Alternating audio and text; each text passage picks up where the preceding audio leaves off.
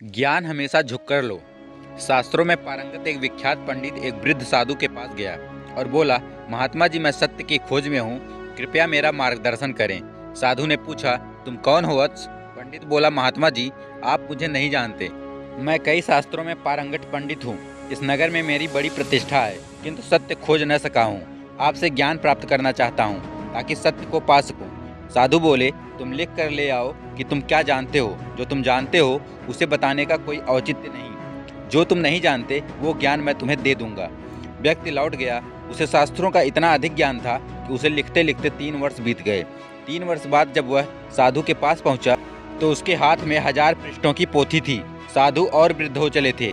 पोथी देखकर बोले, मेरी आयु हो चली है, इतना तो मैं पढ़ न पाऊंगा, इसका सार लिख कर ले आओ। पंडित लौट गया और सार लिखने लगा।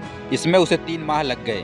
3 माह बाद जब वो साधु के पास पहुंचा तो उसके हाथ में 100 पृष्ठ थे।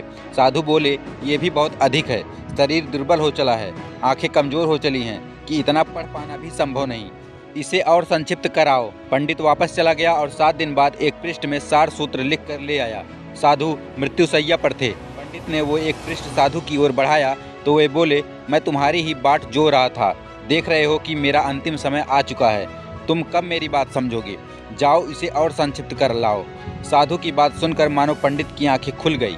वह तत्काल दूसरे कक्ष में गया और एक कोरा कागज ले आया। साधु मुस्कुराए और बोले, इस कोरे कागज का अर्थ है कि मैं कोरा हूँ, पूर्णतः खाली, अज्ञानी। अब तुम मेरा ज्ञान प्राप्त करने योग्य हुए। शिष्य वह है जो गुरु के समक्ष ये भाव रखे कि वह कुछ नहीं जानता। जो सर्वज्ञाता हो उसे गुरु की क्या आवश्यकता। साधु ने उसे जीवन के सत्य का ज्ञान दिया और प्राण त्याग दिए। मित्रों, ज्ञान सदा अज्ञानी बनकर ही प्राप्त किया जाता है। तो दोस्तों, यह कहानी आप लोगों को कैसी लगी हमें कमेंट करके जरूर बताएं और भी ऐसे रोचक कहानियों के लिए हमारे चैनल को जरूर सब्सक्राइब कर लें। धन्यवाद।